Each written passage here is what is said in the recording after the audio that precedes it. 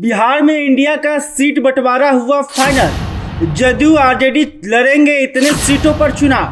कांग्रेस माले क्या होंगे सहमत। इंडिया गठबंधन के 2 राउंड की बैठक पटना और बेंगलुरु में हो चुकी है। अब मुंबई में 31 अगस्त से 1 सितंबर को होने वाली बैठक को कई लिहाज से खास माना जा रहा है।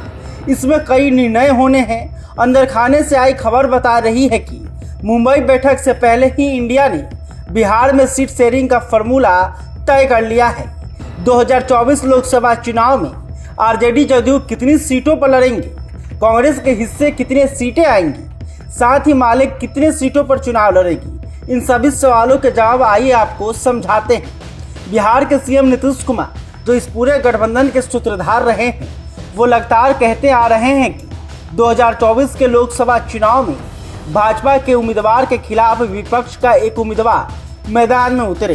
1:1 के इस फॉर्मूले का वो बिहार से ही तैयार करना चाहते हैं। जुलाई के महीने में नीतीश और आरजेडी सुप्रीमो लालू यादव के बीच लगभग 6 से ज़्यादा बार मुलाकात हुई। ज़्यादातर बार नीतीश ही लालू से मिलने राबड़ी आवास पहुंचे। जानकारों की माने तो इन मुलाकातों के दौरान लोकसभा के सीटों का बंटवारा को लेकर चर्चा हुई और सीट शेयरिंग लगभग फाइनल हो गया है। अंदर खाने से आई खबर यह बता रही है कि जदयू और आरजेडी 17 लोकसभा सीटों पर चुनाव लड़ेंगी। कांग्रेस को 5 सीटें और भाकपा माले को 1 सीटें दी जाएंगी। यह बंटवारा जातिगत आधार पिछले लोकसभा के प्रदर्शन के आधार पर किया गया है। हालांकि इस पर फिलहाल कोई भी नेता औपचारिक रूप से कुछ नहीं बोल रहा है। आपको बता दें, नीतीश कुमार की पार्टी जदयू के पास अभी 16 सांसद हैं। वो लोकसभा में विपक्ष का चेहरा बनने की जुगत में है। ऐसे में किसी भी सूरत में पार्टी अपनी सिटिंग सीट से कम पर समझौता करना नहीं चाहेगी। जबकि दूसरी तरफ राजद के पास भले अभी एक भी सांसद नहीं हो, लेकिन पार्टी की जमीनी ताकत बिहार में लगातार बढ़ रही है। विधानसभा में आरजेडी बिहार की सबसे बड़ी पार्टी है। इस हिसाब से जदयू और राजद बराबर सीटों पर लड़ना चाहेंगी। सबसे बड़ा सवाल है कि 6 सीट में भाकपा माले और कांग्रेस के बीच क्या सहमति बन पाएगी। आइए समझते हैं। कांग्रेस पिछले चुनाव में भी गठबंधन का हिस्सा थी। तब कांग्रेस 9 सीटों पर चुनाव लड़ी थी और मात्र 1 सीट किशनगंज जीतने में सफल रही। वामपंथी दल भी अपने लिए सीटों की मांग कर रहे हैं। उनका दावा लगभग 10 सीटों पर है। 2019 के लोकसभा चुनाव में भाकपा माले 4 सीटों पर चुनाव लड़ी थी। इनमें केवल 1 सीट पर दूसरे स्थान पर रही। 1.4% वोट मिले थे।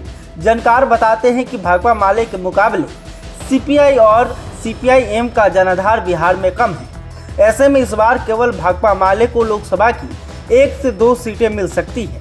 इसके लिए कांग्रेस की सीटों में 1-2 सीटें आगे पीछे हो सकती है।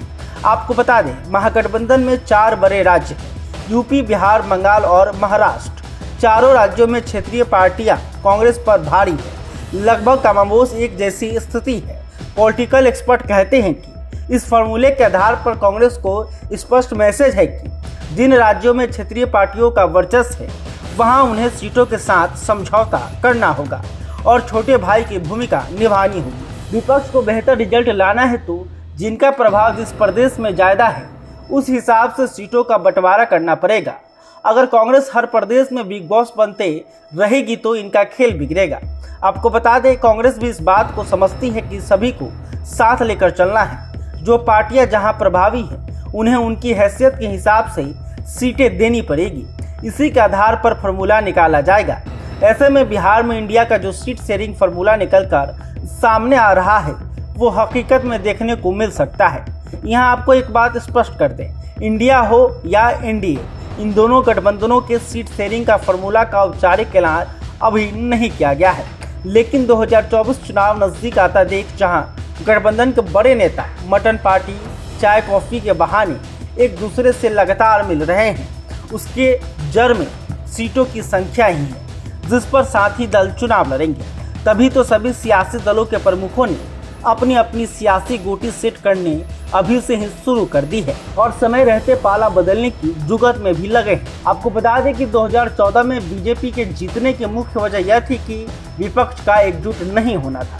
यही वजह थी कि बिहार में एनडीए को 31 सीटें मिली थी। इसमें अकेले भाजपा 22 सीटें लाने में कामयाब रही। लेकिन अब स्थिति दूसरी है। कभी खुद को किंग मेकर बता चुके लालू यादव और विपक्षी एकता के अगुवाकार नीतीश कुमार साथ आ चुके हैं। साथ ही कांग्रेस नीतीश सरकार में शामिल है और महागठबंधन के पुरानी साथी रहे वाम दलों का समर्थन भी प्राप्त है।